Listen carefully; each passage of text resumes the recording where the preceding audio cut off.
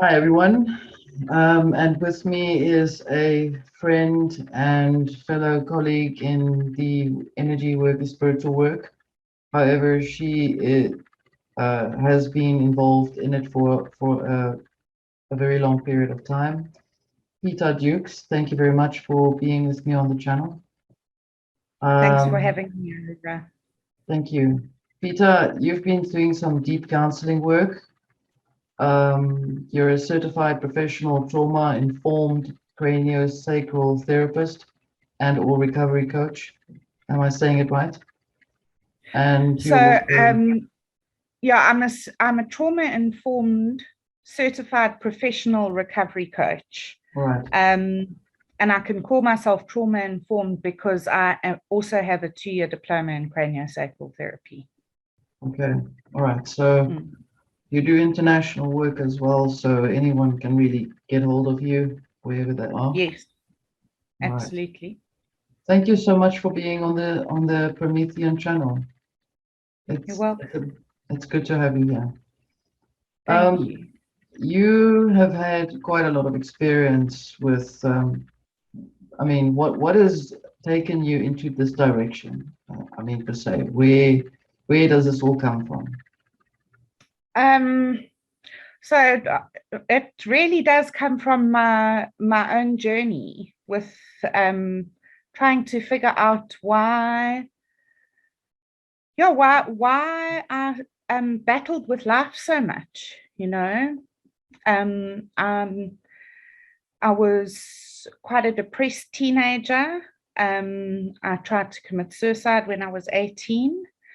Um, I, I battled with alcoholism and drug addiction over the years and other addictions and difficulties. Um, And basically, I've been trying to figure out what's wrong with me and how to fix it since I was 18. And that's kind of informed my journey. So I suppose you could call me a wounded healer, as many in my generation are. And yeah, that's kind of what's informed my journey to the place where I am now, helping people to deal with their own, well, put it's stuff, Yeah, yeah. Everyone all has the a stuff story. of being human. Yeah. Yes, yeah. Tell me about it. I think it's all over. It's entirely filled in the planetary changes that we're going through. I think it's coming through even more now.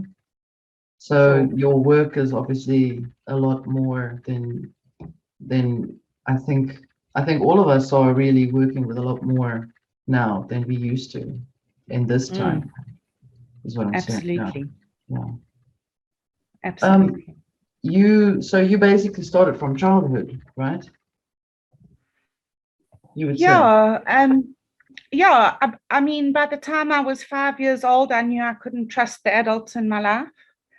Um, as soon as I could read, I kind of isolated myself from the difficulty of being human and being in my family. Mm, Um, I lived in my books. okay. um, and only later learned that it was an avoidance mechanism. Um, but something that um, you know that gave me a place to hide and a place to um, learn to let my imagination run. It stood me in good stead later in my life with visualizations that I've needed to do and that kind of thing. So yeah, I was quite a loner, but I was also a tomboy, and I Mm, loved playing outside with my neighbors. But at home, I spent a lot of time in my room reading. Um, and so I lived in multiple worlds. Um, and yeah, that was my happy place, was being removed from here, basically. Um, I think my first sort of awakening came when I was about 10 or 11 years old, when my mother sat me down with my school textbook and said to me, I want to show you what propaganda is. This is Christian national education. You are being conditioned into racial stereotyping here in this book. And so then I knew you couldn't believe everything you read, and you certainly couldn't trust the school or the government. And yeah, then I went to boarding school, and that was difficult, being away from home, even though, and that's the first time I remember feeling deep despair and disconnection from self was when I went to boarding school, and I didn't know how to be outside of my family, which is quite typical of dysfunctional codependent families. Everything was very black and white for me, so my life was quite difficult. My mom was a school teacher. She was quite, I want to say, controlling. She had very clear ideas of what was right and what was wrong, and what was allowed and what wasn't. And one had to fit into that. And so that was difficult for me, because I didn't fit into it, you know. I wasn't tidy, and I didn't want to toe the line, and I thought differently. And so that was challenging for her and for me. I was her first child, so that was difficult. And then I think around about 16, I remember having an experience on a history tour in a church where the story that was being told about the things that had happened in apartheid South Africa in the 60s really cracked open my heart and brought my compassion in. And I couldn't really believe that such things had actually happened, you know, such terrible things had been done by the government to people, you know. And I remember being the only person sitting crying, you know, listening to the story, and everybody finding me a bit strange for finding that, you know, that it actually moved me to tears. So you intuitively connected with that. Sorry to interrupt you there. Yes, absolutely. Okay. I kind of see that as a way, you know, as a child, I was compassionate and kind, but that was kind of my adult awakening to compassion and really to injustice, and how that felt so wrong to me. And then, yeah, and then I went into a period when I left school, a long time of drinking too much, trying to hold my life together, not being able to face my life, deal with what I didn't quite know. Everybody else seemed to be able to handle life, or they looked like they were. But I kind of felt like I didn't get the manual, you know. Maybe you weren't supposed to. Maybe, well, no, I'm fairly certain that I wasn't supposed to, that I was supposed to go through everything that I went through. Yeah, it's very shamanic, actually. It's very much shamanic. Yeah. Absolutely. And then sort of at about 27, I was working for Deloitte and Touche. I had almost completed my Bachelor of Accounting Science. And I remember sitting at my desk one day, just looking at this working paper file of accounting and all figures and everything, and tears just pouring down my face and not being able to stop crying. And my manager came past and saw what was happening and just quietly said, and you know, in those big corporate offices, you've got all these cubicles kind of, you know, in these big open plan offices. And she just stood next to my cubicle and she said to me, just pack your things and I'll walk with you to your car. And she walked me to my car and she said, you need to go and see a doctor. and sent me Well, because home. you're so connected. Is that why? If you think about it now. Yeah, I mean, I couldn't stop crying, but I think that I was really crying about being shut up in this office in a cubicle with a computer that I was expected to sit and do this work, and I couldn't do it. I didn't want to do it. I couldn't believe that this was going to be the rest of my life, and the tears just poured. And the doctor said that I was having a nervous breakdown, and booked me off work for 2 weeks and put me on antidepressants. And so I was off for 2 weeks, and I went back, and I just knew that it was over, basically. And 3 months later, I resigned. And I've never worked for corporates like again. I've done short contracts, but I've never actually like gone and actually contracted or like signed an employment contract with anybody ever again.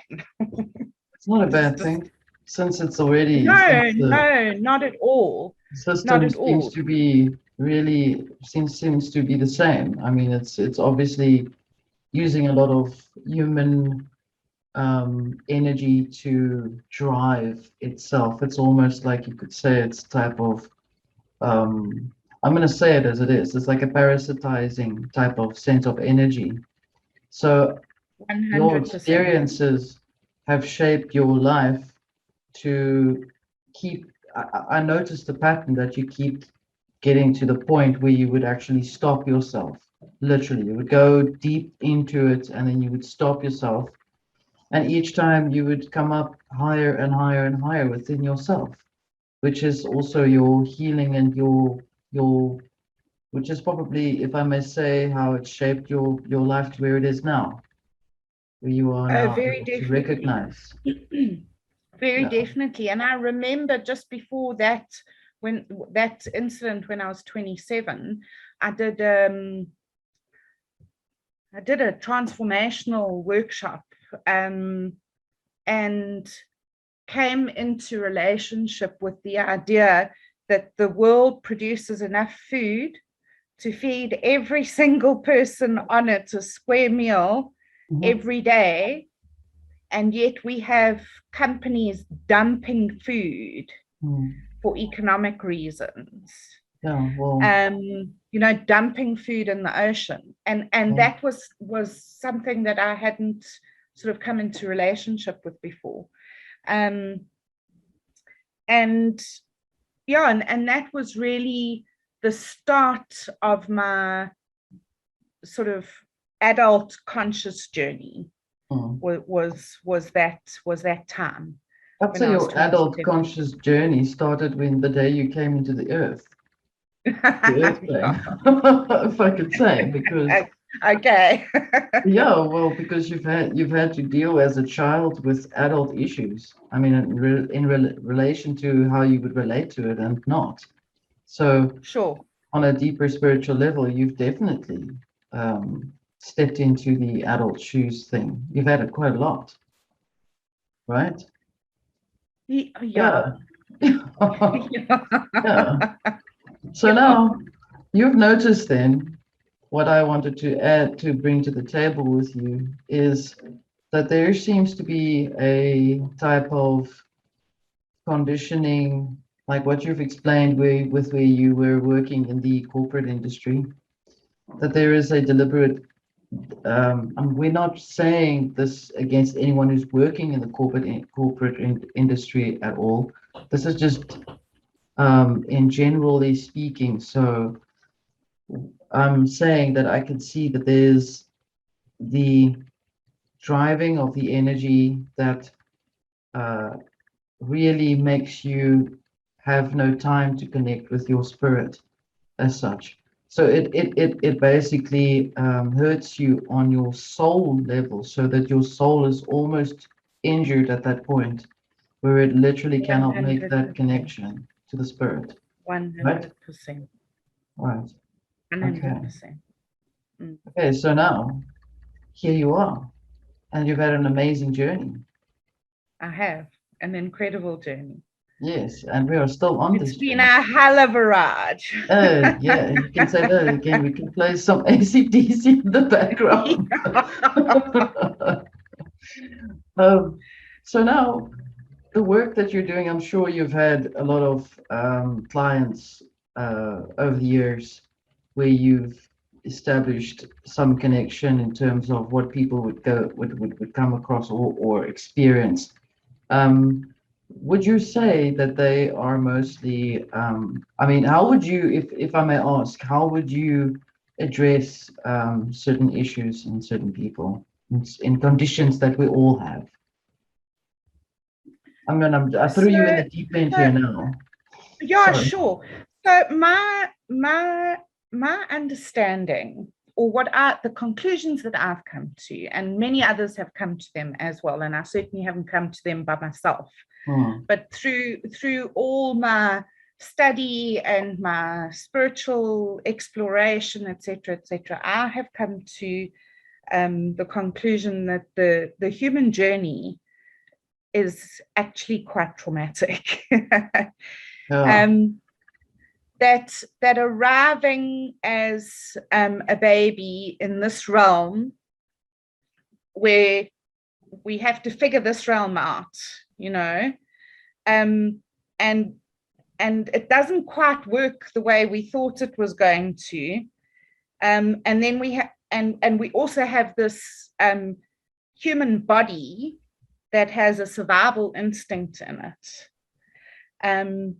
And as children, we have these, and this comes directly from Gabor Mate, and I must credit where credit is due, Dr. Gabor Mate, that as children, we have these two competing needs. One is to survive, and the other is the full, authentic expression of ourselves. Mm-hmm. And survival is always going to trump the authentic expression of ourselves.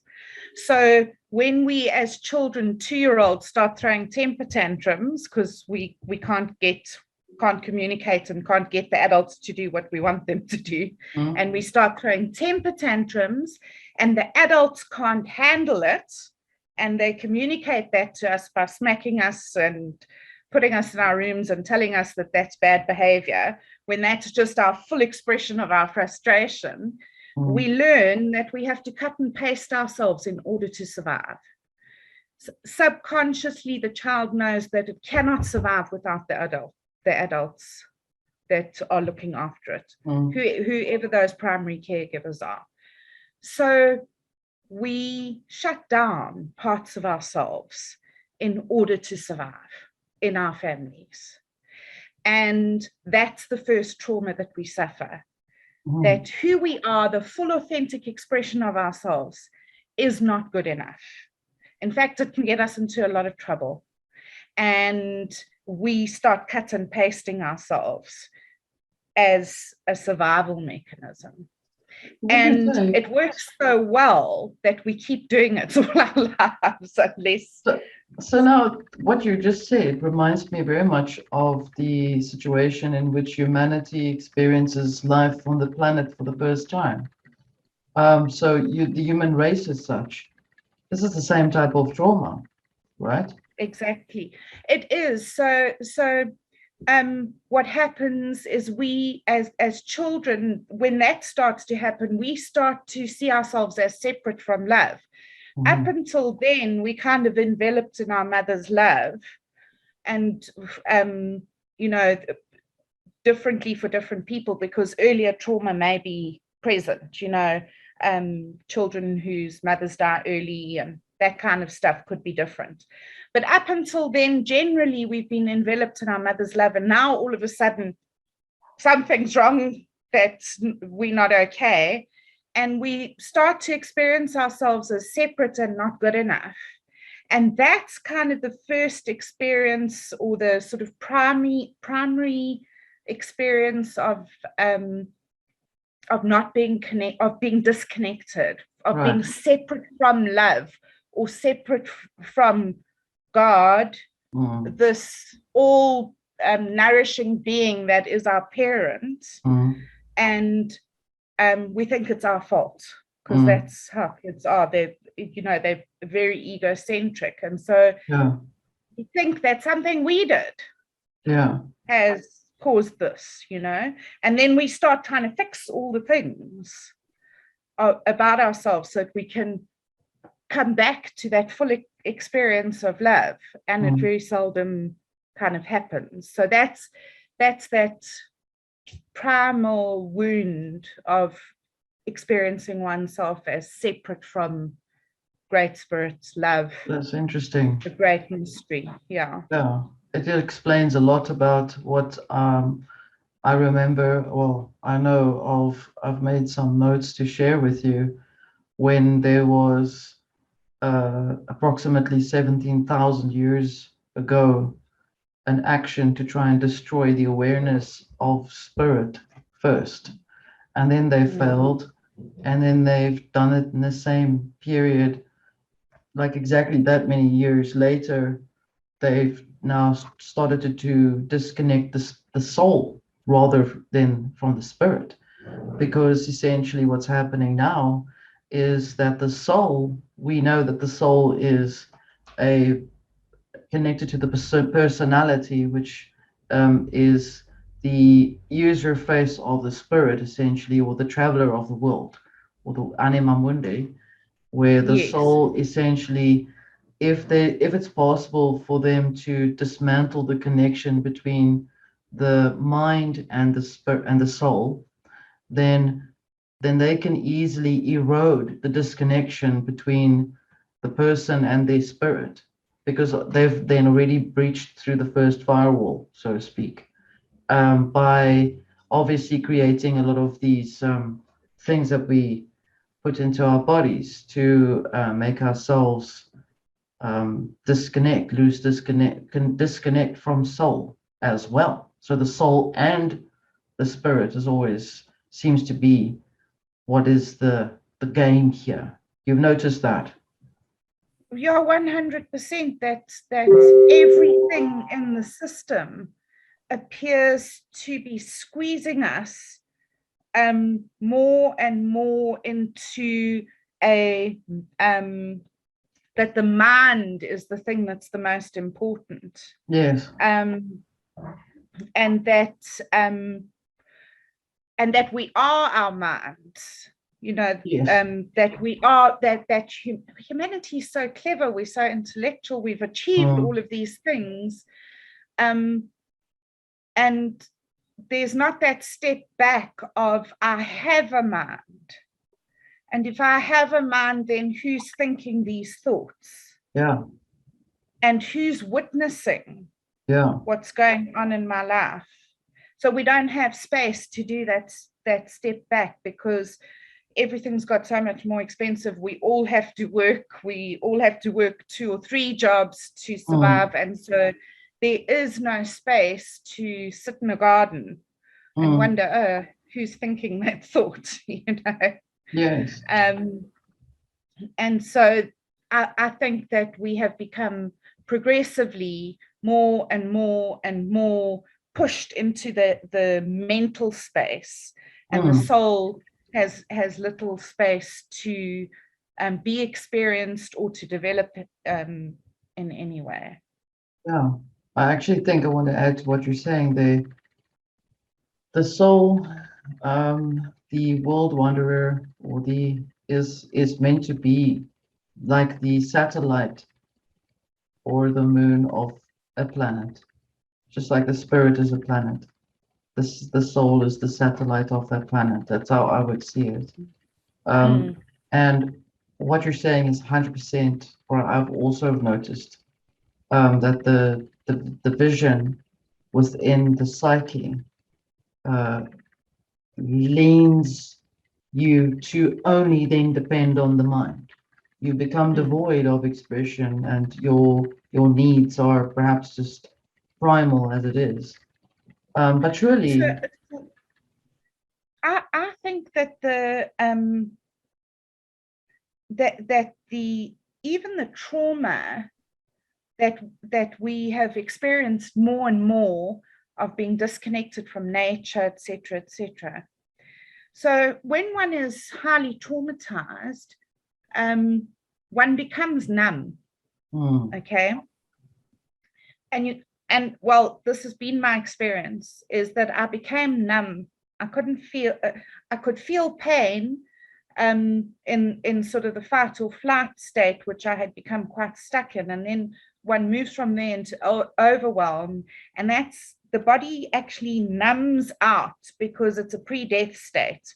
So if we were in the jungle, the tiger's got you and you've been overwhelmed, the tiger's caught you and it's about to disembowel you. So the body numbs so that you don't actually experience the trauma of being disemboweled or eaten or whatever.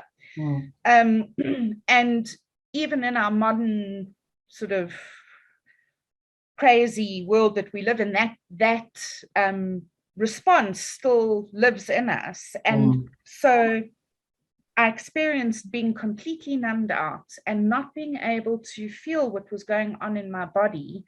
And that is a completely disconnected state. In actual fact, in that state, pre the tiger about to eat you, the soul leaves the body usually. Yeah. You know, so that really is a pre-death state, and a lot of people are living in that state because the more they keep us in a state of fear, and the more hopeless we feel and the more overwhelmed we feel, the more the body produces these chemicals that numb us out and disconnect us because it's too painful to feel. Makes so sense. yeah Yeah, it's actually like a chemical, it's a chemical hormonal autonomic nervous system thing that's going on. And in actual fact, we can learn what states we're in and how to deal with them. Tricks and tools of how to deal with that stuff, how to identify what state we're in and bring ourselves out of it so that we can learn to move between the states, which we're supposed to be able to do fairly easily. Yeah, and this is where you come in. You do this work with people. That's the work I do. Yeah. Okay. Yeah, and you know, I've learned a lot of tools over the years, you know, but it all just sort of finally came together in the last 3 or 4 years, like everything that I've learned over the years in the Cranio and in my Buddhist study and all the self-help books I've read and all the things I've done. And the workshops I've run and all of those things, that it all sort of crystallized together. And then I found this recovery coaching modality, which has given me the vehicle I finally needed to bring all my learning to one place that I can actually work with somebody and help them. Because one of the most important things that I learned in Cranio and in the recovery coaching is that the body and the body-mind is an incredibly intelligent thing that's been put together. We actually know how to heal ourselves if we can learn to listen to ourselves. And so my job as a coach is to help people find the answers for themselves. I can be a second set of eyes, and I know, and I can ask questions that can help people come to their own solutions, because I can't know. I haven't lived in their bodies and been through all their experiences, and there's no way they can relate everything to me. So the answer lies with the client, and I've been trained in how to ask those questions. And obviously, with all the years of work with all sorts of different people, I've developed an intuition around. But the amazing thing is when I can say, I can ask somebody, well, is it this or is it that? And then they can say, no, it's neither of those two things. Actually, it's more like this. And then we can collaboratively work on finding the threads. It's almost like a kind of forensic work that you're doing, if I could use that word. It is exactly that. So the music, tell me about the music. I'm curious. You've got music on your channel. You play piano. Yes. So also when I was about 10, I think the piano arrived in our home. It belonged to my great grandmother. Mm. Actually, she was my step grand's mom, yeah. So she was my great grandmother, but step. And when she died, and the piano came off the farm from the Free State, it went via one or two family members and eventually landed in our house. And I played the piano ever since then, except for a 25-year break, from when I left school and I didn't actually have a home to put a piano in. And then about 12 or 13 years ago, my mom decided that I was now stable enough to have the piano. And I think about 2 years after that, I got divorced, and I've moved so many times since then, but I carry it with me everywhere I go. And I play, and that's how I honor that little girl who just loved to who are you still there, Aurora? Yes, you are. Okay. Yeah. I think you got lost in your there was a freeze, but it's okay. It's fine. Okay. Yeah, so that's how I honor that little girl inside of me who loved to go and sit at the piano and play. I mean, my mom always says that she never had to tell me to practice. I practiced every single day because I just loved it. Wow. Yeah. That is amazing. And I loved going to the end of the house and closing all the doors and being by myself with the piano. I loved it.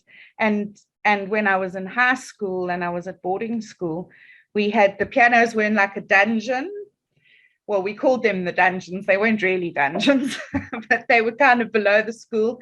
And these they even called them piano cells. And each piano room that was soundproof.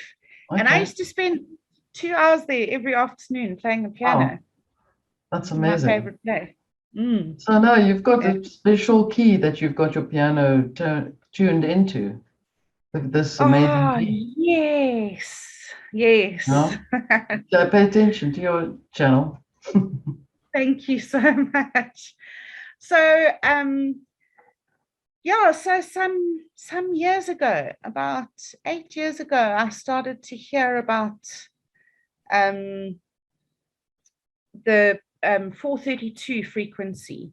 Right. That concert, sort of standardized concert pitch around the world is 440. But a lot of guitarists would tune their guitars to what they call drop D, which was a slightly low frequency. And then I started hearing about this 432. I also play the guitar. Not as well as I play the piano, but I can manage a song or two on the guitar, which I still love to do because it's easier for me to sing with the guitar than it is with the piano. Okay. And so I started to investigate it and discovered that 440 is quite tight for the human body, and that 432 is sort of a more relaxed frequency, and then discovered that Tibetan singing bowls automatically in 432. Yeah. And the gongs, and and nature sings in 432. Frogs, they sing in A. Yeah. And that the whole of nature is in 432. And then I asked my piano tuner about 6 years ago if he could tune my piano to 432, and he was quite a curmudgeonly old guy, and he was just like, no, it's too hard. And I was like, really? Are you sure? No, you can't do it. It's just too hard for pianos. Okay. And I kind of gave up on it. And then he died. And I got a new piano tuner about 3 years ago. And then in February this year, I was, and I just assumed that it was too hard because Jimmy said it was too hard. And then I just thought, sure, maybe I'll just ask Lloyd. And I said to him, and he tuned to 432. He said, yeah, sure, no problem. I said to him, do you know what I mean? Like, you're going to have to retune every string. He said, yeah, no problem. I've tuned other pianos, old pianos, and ones with rusty strings that might snap. I tuned them to 435. So I said to him, well, I want it exactly 432. Can you do that? Like, not 432 or 435, but 432. He said, yeah, I'll show you on my machine.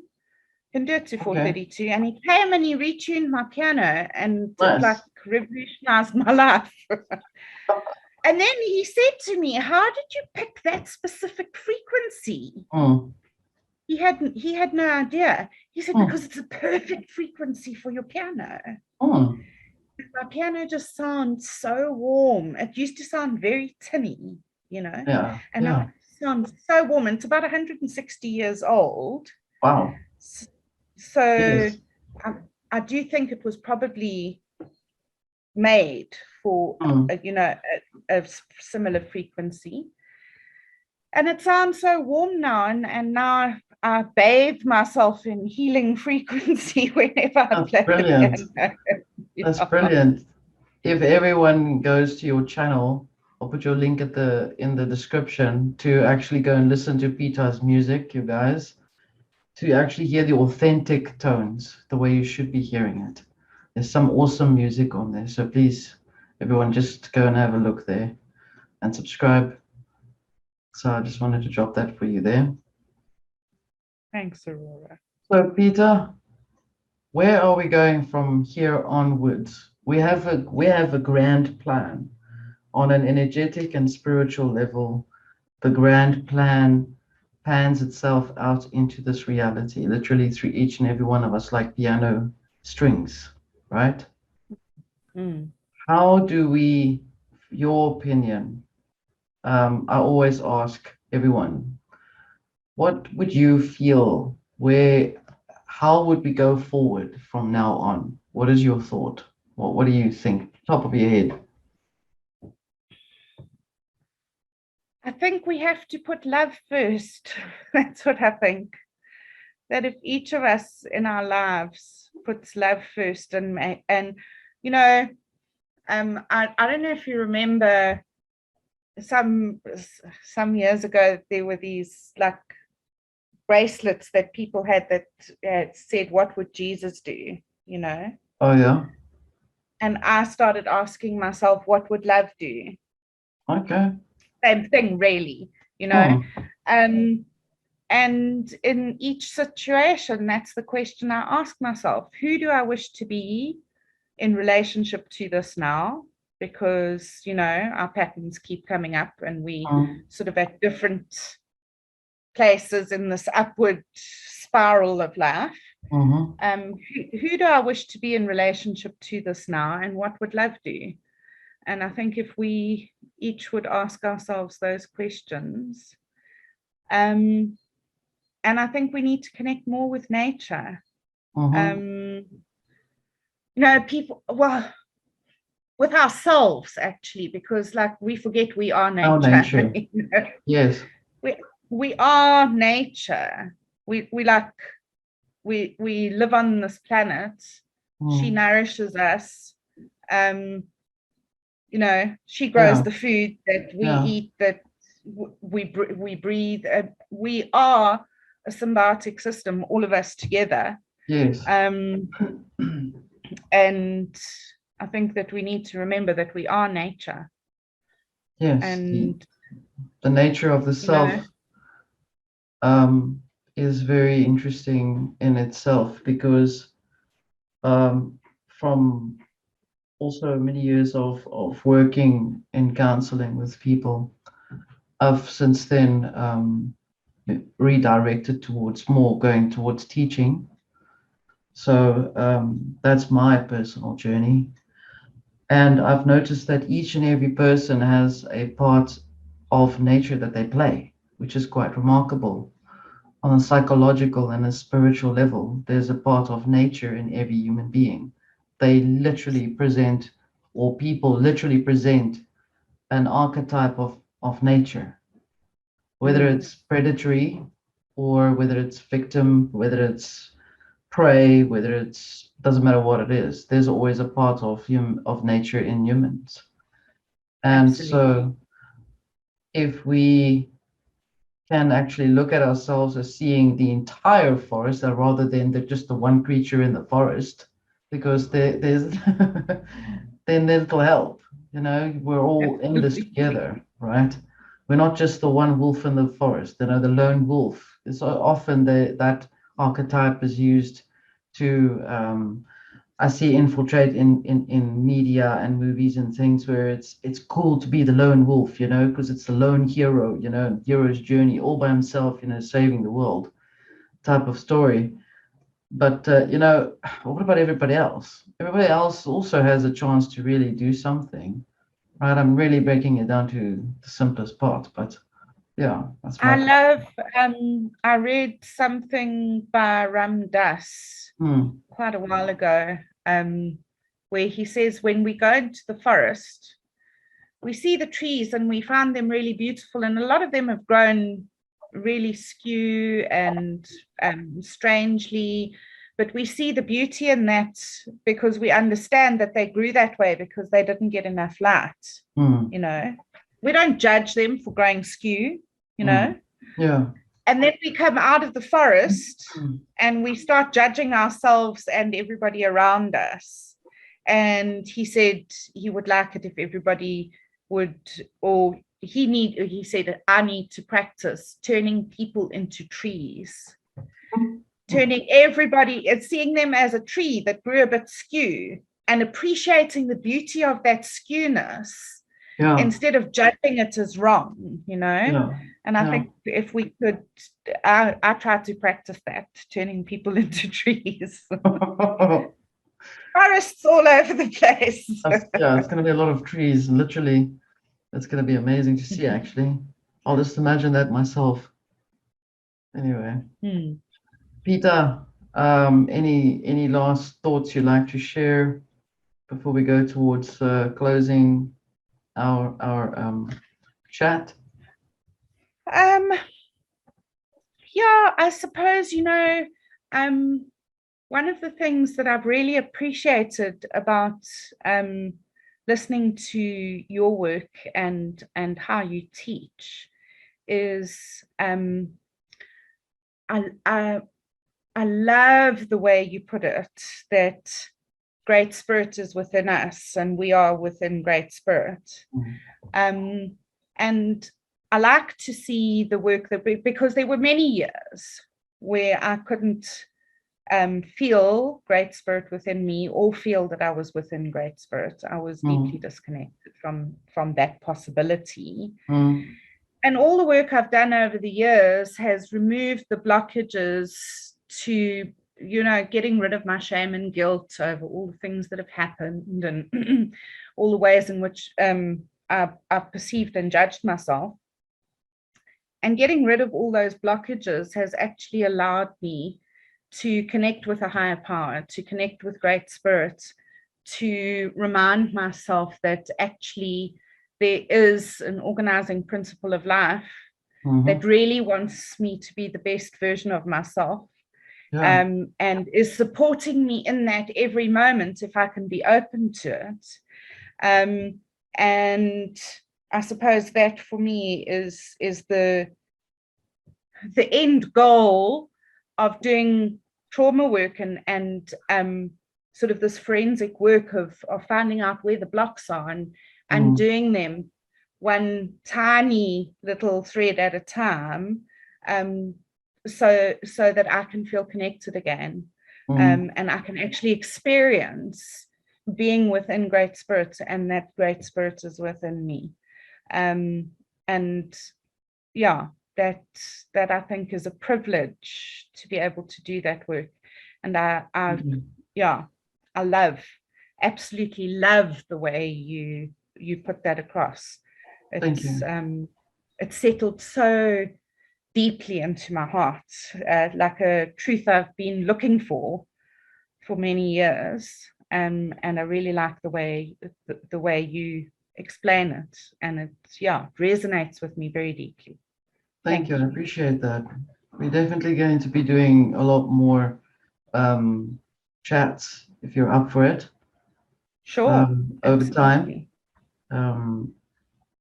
If anyone wants to get hold of you, they can contact you on your website, and also I'll put your email address in the link. Sure.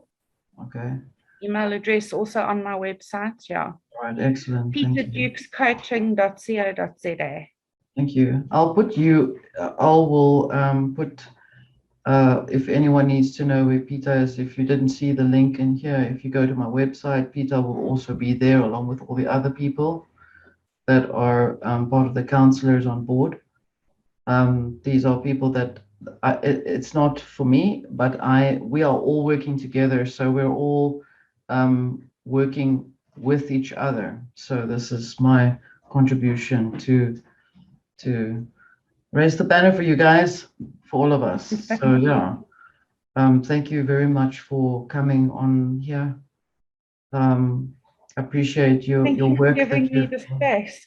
Thank you. There is a lot more for us to cover. So we will definitely make another connection soon. Thank you. Thank you so much. Appreciate that. Okay. Bye.